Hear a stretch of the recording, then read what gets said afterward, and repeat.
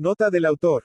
En un periodo de más de 20 años, he escrito una serie de libros acerca de mi aprendizaje con un brujo, Don Juan Matus, un indio yaqui.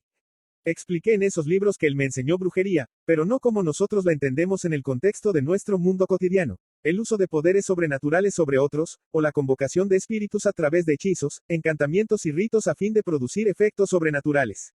Para Don Juan, la brujería era el acto de corporizar ciertas premisas especializadas, tanto teóricas como prácticas, acerca de la naturaleza de la percepción y el papel que ésta juega en moldear el universo que nos rodea. Siguiendo la sugerencia de Don Juan, me he abstenido de utilizar una categoría propia de la antropología, el chamanismo, para clasificar su conocimiento. Siempre lo he llamado como él lo llamaba, brujería o hechicería. Sin embargo, al examinar este concepto me he dado cuenta de que llamarlo brujería oscurece aún más el ya en sí oscuro fenómeno que me presentó en sus enseñanzas.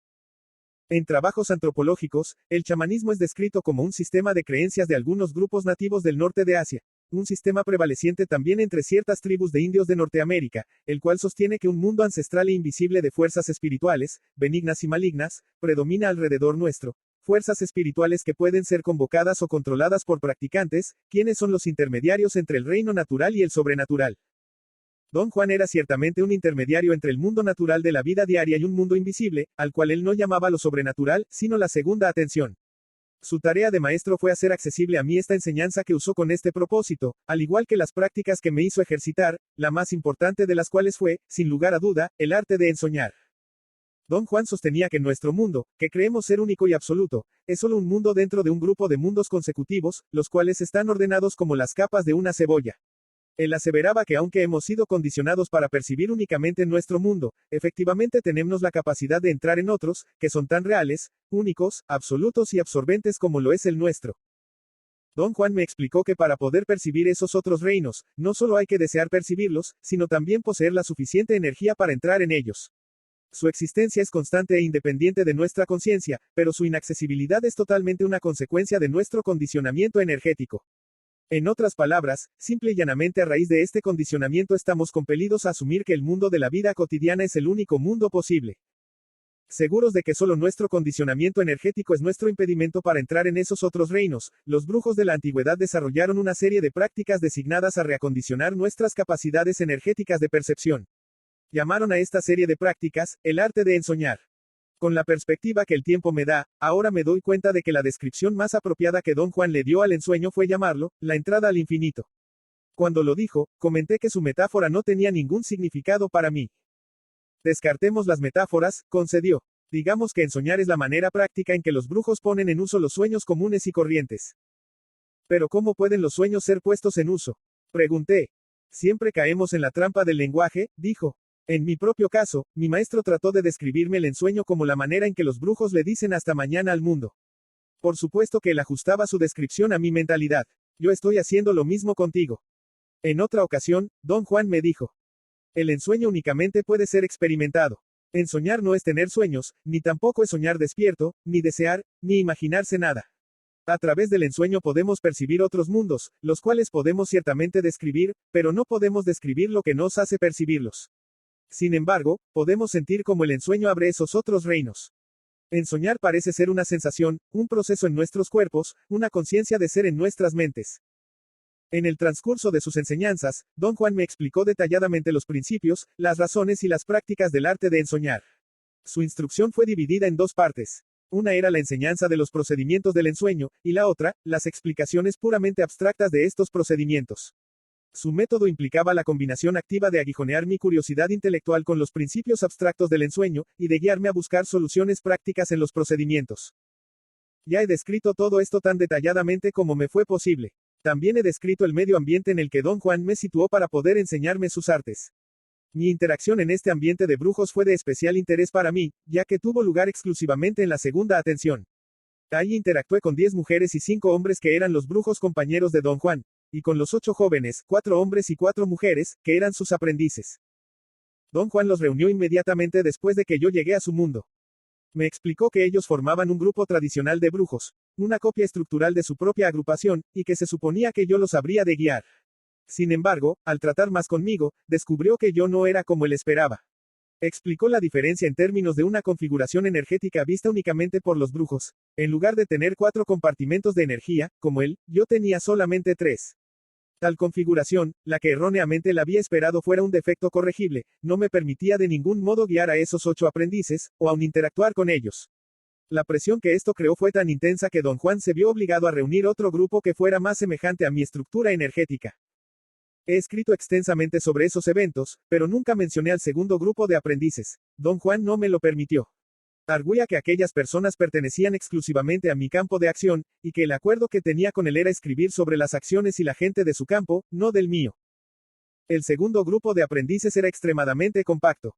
Consistía únicamente en 3 miembros, una ensoñadora, Florinda Donner, una acechadora, Taisa Avelar, y la mujer nahual, Carol Tix. Estas 3 personas interactuaban entre ellas y conmigo exclusivamente en la segunda atención. En el mundo de la vida cotidiana no teníamos ni la menor idea los unos de los otros. Por otro lado, en términos de nuestra relación con don Juan, no había vaguedad. Él interactuó con nosotros en los 2 estados de conciencia y su esfuerzo para entrenarnos fue igual en intensidad y minuciosidad. Hacia el final, cuando don Juan estaba a punto de dejar el mundo, la presión psicológica de su partida empezó a menoscabar, en nosotros 4, los rígidos parámetros de la segunda atención. El resultado fue que nuestra interacción irrumpió en el mundo de los asuntos cotidianos y todos nos conocimos, aparentemente, por primera vez. Ninguno de nosotros estaba consciente de nuestra profunda y ardua interacción en la segunda atención. Puesto que los 4 estábamos involucrados en estudios académicos, terminamos más que conmocionados al descubrir que ya nos habíamos conocido antes. Por supuesto que esto era, y todavía es, intelectualmente inadmisible para nosotros. Sin embargo, sabemos que fue totalmente parte de nuestra experiencia. Al final, nos quedamos con la inquietante certeza de que la psique humana es infinitamente más compleja de lo que nuestro razonamiento académico o mundano nos lo ha hecho creer. Una vez le preguntamos a don Juan al unísono que no sacara de dudas. Dijo que tenía 2 posibilidades explicativas. Una era aplacar a nuestra malherida racionalidad diciendo que la segunda atención es un estado de conciencia tan ilusorio como elefantes volando en el cielo, y que todo lo que creíamos haber experimentado en ese estado era simplemente un producto de sugestiones hipnóticas. La otra posibilidad era no explicar pero sí describir la segunda atención de la manera como se les presenta a los brujos ensoñadores, como una incomprensible configuración energética de la conciencia. Mientras llevaba a cabo mis tareas de ensueño, la barrera de la segunda atención no sufrió cambio alguno en ningún momento. Cada vez que entraba en el ensueño, entraba también en la segunda atención, y despertarme del ensueño no significaba, de ninguna manera, que había salido de la segunda atención. Por años enteros, podía recordar únicamente fragmentos de mis experiencias de ensueño. La masa total de aquellas experiencias permaneció fuera de mi alcance. Reunir suficiente energía para poner todo eso en un orden lineal, en mi mente, me costó 15 años de trabajo ininterrumpido, de 1973 a 1988. Recordé entonces una sucesión de eventos de ensueño, y fui capaz, al fin, de llenar los que parecían ser lapsos de mi memoria. De esta manera, pude capturar la intrínseca continuidad de las lecciones de don Juan sobre el arte de ensoñar. Una continuidad al parecer inexistente debido a que al enseñarme don Juan me hacía fluctuar entre mi conciencia de ser en mi vida cotidiana y mi conciencia de ser en la segunda atención. Este trabajo es el resultado de haber puesto todo eso en un orden lineal. Puesto que no hay más fragmentos disociados en las lecciones de don Juan sobre el arte de ensoñar, me gustaría explicar, en trabajos futuros, la posición actual y el interés de sus 4 últimos estudiantes, Florinda Donner, Taisa Avelar, Carol Tix y yo. Pero antes de que pueda describir y explicar el resultado de la tutela y la influencia que don Juan ejerció sobre nosotros, debo revisar, de acuerdo a lo que sé ahora, los fragmentos de las lecciones de don Juan en el arte de ensoñar, a los cuales no tenía yo acceso antes.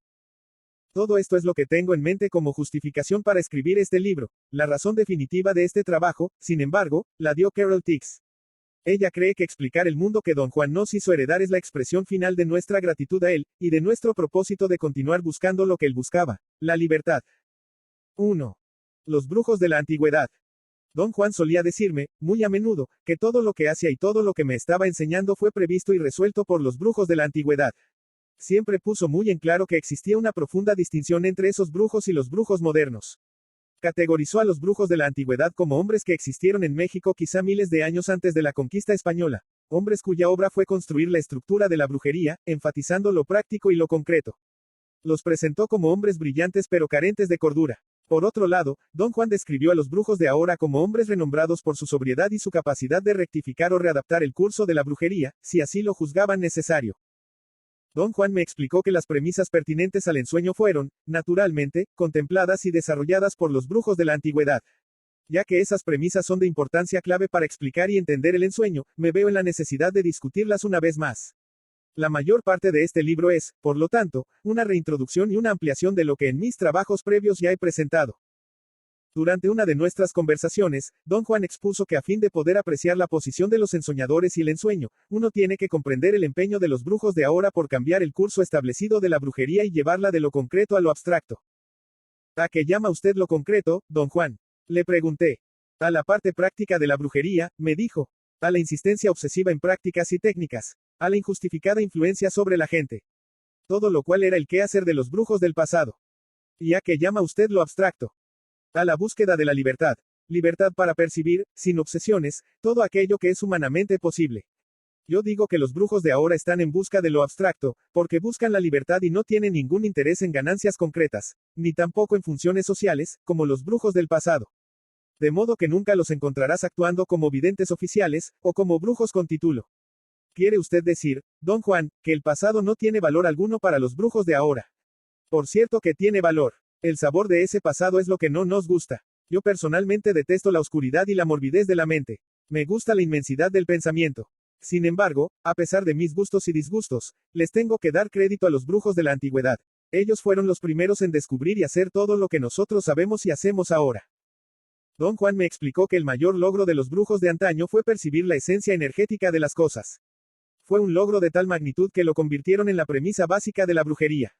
Hoy en día, con mucha disciplina y entrenamiento, los brujos adquieren la capacidad de percibir la naturaleza intrínseca de las cosas, una capacidad a la que llaman ver. ¿Qué es lo que significaría para mí el percibir la esencia energética de las cosas? Le pregunté una vez a Don Juan. Significaría percibir energía directamente, me contestó. Separando la parte social de la percepción, percibirías la naturaleza intrínseca de todo. Lo que percibimos es energía, pero como no podemos percibir energía directamente, procesamos nuestra percepción para ajustarla a un molde. Este molde es la parte social de la percepción, y lo que se tiene que separar. ¿Por qué hay que separarlo? Porque reduce el alcance de lo que se puede percibir y porque nos hace creer que el molde al cual ajustamos nuestra percepción es todo lo que existe. Estoy convencido de que el hombre, para sobrevivir en esta época, tiene que cambiar la base social de su percepción. ¿Cuál es la base social de la percepción, Don Juan? La certeza física de que el mundo está compuesto de objetos concretos. Llamo a esto la base social de la percepción, porque todos nosotros estamos involucrados en un serio y feroz esfuerzo a percibir el mundo en términos de objetos.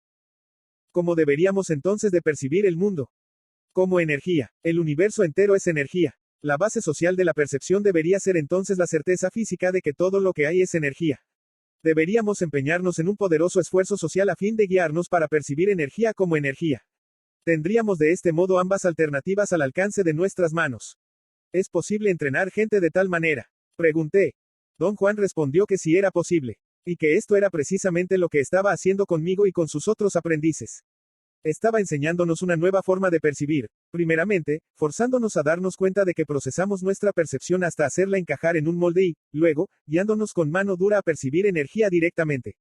Me aseguró que su método era muy parecido al que se usa normalmente para enseñarnos a percibir el mundo cotidiano, y también me aseguró que él confiaba plenamente que al procesar nuestra percepción, para hacerla encajar en un molde social, ésta pierde su poder cuando nos damos cuenta de que hemos aceptado ese molde como herencia de nuestros antecesores, sin tomarnos la molestia de examinarlo. Percibir un mundo de objetos sólidos, que tuvieran ya sea un valor positivo o negativo, debe de haber sido absolutamente indispensable para la sobrevivencia de nuestros antepasados, dijo Don Juan. Después de milenios de percibir de esta manera, sus herederos, nosotros, estamos hoy día forzados a creer que el mundo está compuesto de objetos. No puedo concebir el mundo de ninguna otra manera, Don Juan, me quejé. Es, sin lugar a dudas, un mundo de objetos. Para probarlo, todo lo que tenemos que hacer es estrellarnos contra ellos. Por supuesto que es un mundo de objetos, no estamos discutiendo eso. ¿Qué es lo que estamos discutiendo entonces? Lo que estoy discutiendo es que, primero, este es un mundo de energía, y después, un mundo de objetos. Si no empezamos con la premisa de que es un mundo de energía, nunca seremos capaces de percibir energía directamente. Siempre nos detendrá la certeza física de lo que tú acabas de señalar, la solidez de los objetos. Su argumento me dejó perplejo. En aquellos días, mi mente simplemente rehusaba considerar que hubiera otra alternativa de percibir el mundo, excepto aquella con la cual estamos todos nosotros familiarizados. Las afirmaciones de Don Juan y los puntos que se esforzaba en plantearme eran proposiciones estrafalarias que yo no podía aceptar, pero que tampoco podía rehusar. Nuestra manera de percibir es la manera en que un predador percibe, me dijo don Juan en una ocasión. Una manera muy eficiente de evaluar y clasificar la comida y el peligro. Pero esa no es la única manera que somos capaces de percibir. Hay otro modo. El que te estoy enseñando. El acto de percibir la energía misma, directamente. Percibir la esencia de todo nos hace comprender, clasificar y describir al mundo, en términos completamente nuevos. En términos mucho más incitantes y sofisticados. Esto era lo que don Juan afirmaba. Y los términos más sofisticados, a los que se refería, eran aquellos que le enseñaron sus predecesores. Términos que corresponden exclusivamente a premisas básicas de la brujería. Premisas que no tienen fundamento racional, ni relación alguna con las verdades de nuestro mundo de todos los días, pero que sí son realidades evidentes para aquellos brujos que perciben energía directamente y ven la esencia de todo. Para tales brujos, el acto más significativo de la brujería es el ver la esencia del universo. De acuerdo a don Juan, los brujos de la antigüedad, los primeros en verla, la describieron de la mejor manera posible. Dijeron que se asemeja a hilos incandescentes que se extienden en el infinito, en todas las direcciones concebibles. Filamentos luminosos que están conscientes de sí mismos, en formas imposibles de comprender. De ver la esencia del universo, los brujos de la antigüedad pasaron a ver la esencia de los seres humanos. La describieron como una configuración blanquecina y brillante, parecida a un huevo gigantesco. Y por ello llamaron a esa configuración el huevo luminoso. Cuando los brujos ven seres humanos, dijo don Juan, ellos ven una gigantesca forma luminosa que flota, y que al moverse va haciendo un profundo surco en la energía de la tierra, como si tuviera una profunda raíz que va arrastrándola. La idea de don Juan era que nuestra forma energética continúa cambiando a medida que pasa el tiempo. Dijo que todos los videntes que él conocía, incluso él mismo, veían que los seres humanos son más como bolas, o aun como lápidas sepulcrales, que huevos. Pero que de vez en cuando, debido a razones desconocidas, los brujos ven una persona cuya energía tiene la forma de un huevo luminoso. Lo que don Juan sugirió fue que quizá las personas que hoy en día tienen la forma de un huevo luminoso son más semejantes a la gente de tiempos antiguos. En el curso de sus enseñanzas, don Juan discutió y explicó repetidamente lo que él consideraba el hallazgo decisivo de los brujos de la antigüedad. Lo describió como la característica crucial de los seres humanos como globos luminosos, un punto redondo de intensa luminosidad, del tamaño de una pelota de tenis, alojado permanentemente dentro del globo luminoso, al ras de su superficie, aproximadamente 60 centímetros detrás de la cresta del omóplato derecho.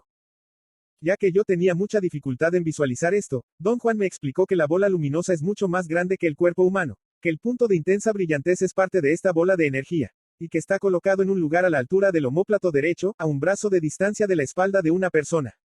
Dijo que después de ver lo que este punto hace, los brujos antiguos lo llamaron el punto de encaje. ¿Qué es lo que hace el punto de encaje? Le pregunté. ¿Nos hace percibir? Contestó. Los brujos de la antigüedad vieron que en los seres humanos ese es el punto donde la percepción tiene lugar. Viendo que todos los seres vivientes tienen tal punto de brillantez, los brujos de la antigüedad llegaron a la conclusión de que la percepción en general ocurre en ese punto. ¿Qué fue lo que los brujos de la antigüedad vieron para llegar a la conclusión de que la percepción ocurre en el punto de encaje? Pregunté. Respondió que, primero, vieron que de los millones de filamentos de energía del universo que pasan a través de la bola luminosa, solo un pequeño número de estos pasa directamente por el punto de encaje, como es de esperarse, ya que es pequeño en comparación con la totalidad de la bola. Después vieron que un resplandor esférico, ligeramente más grande que el punto de encaje, siempre lo rodea, y que este resplandor intensifica enormemente la luminosidad de los filamentos que pasan directamente a través del punto de encaje. Y finalmente, vieron dos cosas. La primera, que el punto de encaje de los seres humanos se puede desalojar del lugar donde usualmente se localiza. Y la segunda, que cuando el punto de encaje está en su posición habitual, a juzgar por el normal comportamiento de los sujetos observados, la percepción y la conciencia de ser, son usuales. Pero cuando el punto de encaje y la esfera de resplandor que lo rodea están en una posición diferente a la habitual, el insólito comportamiento de los sujetos observados es prueba de que su conciencia de ser es diferente y de que están percibiendo de una manera que no les es familiar. La conclusión que los brujos de la antigüedad sacaron de todo esto fue que cuanto mayor es el desplazamiento del punto de encaje, más insólito es el consecuente comportamiento, y la consiguiente percepción del mundo y la conciencia de ser. Date cuenta de que cuando hablo de ver, siempre te digo que lo que veo tiene la apariencia de algo conocido, o es como esto o lo otro, don Juan me previno. Todo lo que uno ve es algo tan único, que no hay manera de hablar de ello, excepto comparándolo con algo que nos es natural. Dijo que un ejemplo adecuado era la forma en que los brujos tratan el punto de encaje y el resplandor que lo rodea. Los describen como una brillantez, y sin embargo no puede ser una brillantez ya que los videntes los ven sin sus ojos. Como de una u otra manera tienen que traducir su experiencia a términos visuales, dicen que el punto de encaje es una mancha de luz, y que alrededor de ella hay una especie de halo, un resplandor. Don Juan señaló que somos de tal modo visuales, y que estamos de tal modo regidos por nuestra percepción de predadores, que todo lo que vemos tiene que ser integrado a lo que el ojo depredador normalmente ve. Después de ver lo que el punto de encaje y el resplandor que lo rodea parecen hacer, los brujos de la antigüedad ofrecieron una explicación. Propusieron que en los seres humanos, la esfera resplandeciente que rodea al punto de encaje se enfoca en los millones de filamentos energéticos del universo que pasan directamente a través de él. Y al hacerlo, automáticamente y sin premeditación alguna, junta esos filamentos de energía, unos con los otros, los aglutina, creando la percepción estable de un mundo. ¿Cómo es que esos filamentos, de los que usted habla, se juntan unos con otros y crean la percepción estable de un mundo? Pregunté. No hay quien pueda saber eso, contestó enfáticamente. Los brujos ven el movimiento de la energía, pero verlo no quiere decir que puedan saber cómo o por qué la energía se mueve. Don Juan expuso que, viendo cómo ese resplandor que rodea al punto de encaje es en extremo tenue en personas que están inconscientes o a punto de morir, y que está totalmente ausente en los cadáveres, los brujos de la antigüedad se convencieron de que ese resplandor es la conciencia de ser. ¿Y qué pasa con el punto de encaje, don Juan? Está ausente en los cadáveres. Le pregunté. Contestó que el punto de encaje y el resplandor que lo rodea son la marca de la vida y la conciencia, y que no hay rastro alguno de ellos en los seres muertos. La inevitable conclusión a la que llegaron los brujos de la antigüedad, al observar aquello, fue que la conciencia, la vida y la percepción van juntas, y que están inextricablemente ligadas al punto de encaje y al resplandor que lo rodea. ¿Hay alguna posibilidad de que esos brujos se hayan equivocado respecto a lo que veían? Pregunté. No te puedo explicar cómo, pero no hay manera de que los brujos se puedan equivocar en lo que ven, dijo don Juan en un tono que no admitía argumento. Ahora bien, las conclusiones a las que llegan como resultado de ver pueden ser erróneas, quizá debido a que son ingenuos, no instruidos. A fin de evitar este desastre, los brujos tienen que cultivar su mente, de la manera más formal que puedan. Enseguida suavizó su tono, y comentó que realmente sería preferible que los brujos se atuvieran únicamente a describir lo que ven, pero que la tentación de sacarlo en limpio y explicarlo, aunque solo sea a sí mismos, es tan intensa que es irresistible. Los efectos del desplazamiento del punto de encaje fueron otra configuración energética que los brujos de la antigüedad pudieron ver y estudiar. Don Juan decía que cuando el punto de encaje se desplaza a otra posición, un nuevo conglomerado de millones de filamentos energéticos entran en juego en esa nueva posición. Los brujos de la antigüedad, al ver esto, concluyeron que ya que el resplandor de la conciencia está siempre presente en cualquier lugar donde el punto de encaje se encuentre, automáticamente la percepción se realiza en esa ubicación. Por supuesto que el mundo resultante no puede ser nuestro mundo de eventos cotidianos, sino que tiene que ser otro. Don Juan explicó que los brujos de la antigüedad distinguieron dos tipos de desplazamiento del punto de encaje. Uno, era el desplazamiento a cualquier posición en la superficie o en el interior de la bola luminosa, un desplazamiento al cual llamaron cambio del punto de encaje. El otro, era el desplazamiento a posiciones fuera de la bola luminosa, al cual llamaron movimiento del punto de encaje. Descubrieron que la diferencia entre un cambio y un movimiento estaba en la clase de percepción que cada uno de ellos permite. Puesto que los cambios del punto de encaje son desplazamientos dentro de la bola luminosa, los mundos engendrados por ellos, por raros, maravillosos o increíbles que fueran, son mundos aún dentro del reino de lo humano. El reino de lo humano está compuesto, naturalmente, de todos los billones de filamentos energéticos que pasan a través de toda la bola luminosa. Por otro lado, los movimientos del punto de encaje, desde el momento en que son desplazamientos a posiciones fuera de la bola luminosa, ponen en juego a filamentos energéticos que están fuera del reino de lo humano. Percibir tales filamentos engendra mundos que sobrepasan toda comprensión, mundos inconcebibles que no tienen huella alguna de antecedentes humanos. En esos días, el problema de la verificación desempeñaba un rol muy importante para mí. Discúlpeme, don Juan, le dije en una ocasión, pero este asunto del punto de encaje es una idea tan rebuscada, tan inadmisible que no sé cómo tomarla o qué pensar de ella. Hay algo que puedes hacer, replicó. Ve el punto de encaje. No es tan difícil verlo. La dificultad está en romper el paredón que mantiene fija en nuestra mente la idea de que no podemos hacerlo. Para romperlo necesitamos energía. Una vez que la tenemos, ver sucede de por sí. El truco está en abandonar el fortín dentro del cual nos resguardamos, la falsa seguridad del sentido común. Es obvio, don Juan, que se requiere de mucho conocimiento para poder ver. No es solo cuestión de tener energía. Créeme que es solo cuestión de energía. Tener energía facilita poder convencerse a uno mismo que sí se puede hacer, pero para ello, se necesita confiar en el nahual. Lo maravilloso de la brujería es que cada brujo tiene que verificar todo por experiencia propia. Te hablo acerca de los principios de la brujería, no con la esperanza de que los memorices, sino con la esperanza de que los practiques. Por cierto que don Juan estaba en lo correcto acerca de la necesidad de tener fe, y de confiar en el nahual. En las primeras etapas de los 13 años de mi aprendizaje con don Juan, me dio mucho trabajo afiliarme a su mundo y su persona.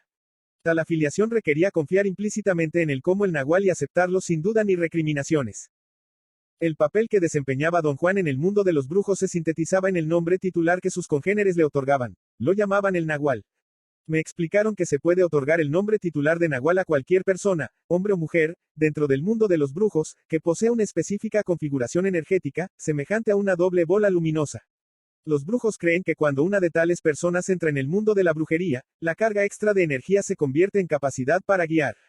De esta manera, el nahual se convierte en la persona más apropiada para dirigir, para ser el líder. Al principio, sentir tal fe y confianza en Don Juan era para mí algo no solamente inaudito sino aún molesto. Cuando discutí esto con él, me aseguró que confiar de tal forma en su maestro le había resultado igualmente difícil. Le dije a mi maestro lo mismo que tú me estás diciendo ahora, explicó Don Juan. Mi maestro me contestó que sin esa fe y confianza en el nahual no hay posibilidad de alivio y, por consiguiente, no hay posibilidad de limpiar los escombros de nuestras vidas a fin de ser libres. Don Juan reiteró cuán en lo cierto estaba su maestro. Y yo reiteré mi profundo desacuerdo. Le conté que yo había crecido en un ambiente religioso rígido y coercitivo que todavía me perseguía en mi vida actual. Las declaraciones de su maestro, y su propia aquiescencia a su maestro, me recordaban el dogma de obediencia que tuve que aprender de niño, el cual yo aborrecía sobre todo lo demás. Cuando habla usted acerca del nahual, me suena como si estuviera usted expresando una creencia religiosa, le dije. Puedes creer lo que se te dé la gana, contestó Don Juan. El hecho es que sin el nahual no hay partida. Yo sé y te lo digo. Así lo dijeron todos los nahuales anteriores a mí. Pero no lo dijeron como asunto de importancia personal, ni yo tampoco. Decir que sin el nahual no se puede encontrar el camino, se refiere por completo al hecho de que el nahual es un nahual porque puede reflejar lo abstracto, el espíritu, mejor que los demás. Pero eso es todo. Nuestro vínculo es con el espíritu mismo y solo incidentalmente con el hombre que nos trae su mensaje. Aprendí a confiar implícitamente en Don Juan como el nahual, y esto, tal como me lo había dicho, me trajo un profundo alivio, y mayor capacidad para aceptar lo que él se esforzaba por enseñarme. En sus enseñanzas, puso un gran énfasis en continuar sus explicaciones acerca del punto de encaje. Una vez le pregunté si el punto de encaje tenía que ver con el cuerpo físico. No tiene nada que ver con lo que normalmente percibimos como el cuerpo, dijo. Es parte del huevo luminoso, el cual es nuestro ser energético. ¿Cómo se desplaza? Pregunté. A través de corrientes energéticas, que son como empellones de energía que se sienten afuera o adentro, no del cuerpo sino del huevo luminoso. Generalmente, son corrientes impredecibles que ocurren de por sí. Con los brujos, sin embargo, son corrientes predecibles, controladas por el intento de ellos. ¿Puede usted sentir esas corrientes, Don Juan? Todo brujo la siente, y lo que es más, todo ser humano la siente. Lo malo es que la gente común y corriente está muy ocupada con sus problemas y no le presta atención alguna a este tipo de sensaciones. ¿Qué siente uno al recibir una de esas corrientes? Como una leve molestia. Una sensación vaga de tristeza seguida inmediatamente por una desmedida euforia. Ya que esa clase de tristeza o de euforia no tienen fundamento real, nunca los consideramos como verdaderos asaltos de lo desconocido, sino como inexplicables arranques de mal o de buen humor. ¿Qué pasa cuando el punto de encaje se mueve afuera del huevo luminoso? ¿Se queda colgando afuera o está atado a él? Empuja el contorno de la formación luminosa hacia afuera, sin romper sus límites energéticos. Don Juan me explicó que el resultado de un movimiento del punto de encaje es un cambio total en la estructura energética de los seres humanos. De ser una bola o un huevo luminoso, se convierte en algo parecido a una pipa de fumar. El pitillo de la pipa es el punto de encaje, y el cuenco es lo que queda de la bola luminosa. Si el punto de encaje continúa moviéndose, llega un momento en que la pipa luminosa se convierte en una delgada línea de energía. Don Juan prosiguió explicando que los brujos de la antigüedad fueron los únicos que lograron esta proeza de transformar la estructura energética del huevo luminoso a línea. Y yo le pregunté que si con esa nueva estructura esos brujos seguían siendo seres humanos. Por supuesto que seguían siendo seres humanos, dijo. Pero creo que lo que tú quieres saber es si eran hombres de razón, personas dignas de confianza, ¿verdad? Pues no lo eran del todo. ¿De qué manera eran diferentes? En sus intereses y expectativas. Los esfuerzos y preocupaciones humanas no tenían para ellos ningún significado. Además hasta tenían un diferente porte físico. ¿Quiere usted decir que no parecían seres humanos? Ya te dije que eran hombres como todos nosotros. ¿Qué otra cosa podrían ser? Pero no eran del todo como tú o yo esperaríamos que fueran. Si me pongo a decirte de qué manera eran diferentes, me metería en camisa de 11 varas. ¿Conoció usted alguna vez a alguno de esos hombres, don Juan? Sí, conocí a uno. ¿Cómo era? En cuanto a apariencias, era como una persona común y corriente. Lo que era insólito era su comportamiento. ¿De qué modo era insólito? Todo lo que te puedo decir es que el comportamiento del brujo que conocí es algo que sale de lo imaginable. Pero convertirlo en un asunto solo de comportamiento es engañoso. Ese brujo es alguien a quien realmente uno debe ver para poder apreciar. Eran todos esos brujos antiguos como el que usted conoció. No sé cómo eran los otros, excepto por las historias y cuentos que los brujos han guardado por generaciones. En esas historias, esos brujos aparecen como seres bastante extravagantes. ¿Quiere usted decir monstruosos? En cierto modo, dicen que eran muy simpáticos, pero que a la vez causaban pavor. En realidad eran criaturas desconocidas. Lo que hace homogénea a la humanidad es el hecho de que todos somos como huevos o bolas luminosas. Y esos brujos ya no eran así. Eran líneas de energía tratando inútilmente de doblarse para formar un círculo. ¿Qué es lo que finalmente le sucedió, don Juan? Se murieron. Las historias de los brujos dicen que al alargar su forma energética, también lograron alargar la duración de su conciencia, de manera que están vivos y conscientes de ser hasta hoy día. Las historias también cuentan que reaparecen periódicamente en la Tierra. ¿Qué piensa acerca de todo esto, don Juan? Para mí, todo esto es demasiado extravagante. Yo quiero la libertad de mantener mi conciencia de ser y sin embargo desaparecer en la vastedad. En mi opinión, los brujos de la antigüedad eran hombres tenebrosos, obsesivos, caprichosos y hasta apostaría que debido a ello se quedaron atrapados en sus propias maniobras. Pero no dejes que mis opiniones y sentimientos personales te nublen el panorama.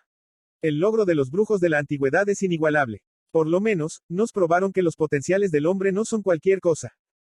Otro tópico de las explicaciones de don Juan fue lo indispensable que son la cohesión y la uniformidad energética para el acto de percibir. Su punto de vista era que la humanidad entera percibe el mundo que conocemos, en los términos en que lo hacemos, solamente porque compartimos cohesión y uniformidad energética. Dijo que adquirimos estas dos condiciones automáticamente en el transcurso de nuestra crianza, y que las tomamos a tal punto por dadas que no nos damos cuenta de su importancia vital sino al momento de enfrentarnos con mundos distintos al mundo habitual. En esos momentos se hace evidente que, para poder percibir de una manera coherente y total, necesitamos una nueva, apropiada cohesión y uniformidad energética. Le pregunté qué eran la cohesión y la uniformidad. Me explicó que la forma energética del hombre tiene uniformidad puesto que todos los seres humanos son como una bola o un huevo luminoso. El hecho de que la energía del hombre se mantiene en un haz, como bola o como huevo, es prueba de que tiene cohesión. Don Juan dio como ejemplo de una nueva uniformidad y cohesión el caso de los brujos de la antigüedad. Cuando convirtieron su forma energética en una línea, todos ellos, uniformemente, mantuvieron su cohesión lineal. Uniformidad y cohesión, a ese nivel lineal, les permitieron percibir un mundo nuevo y homogéneo. ¿Cómo se adquiere una nueva uniformidad y cohesión? Le pregunté. La clave es la posición del punto de encaje, o más bien, la fijación del punto de encaje, dijo.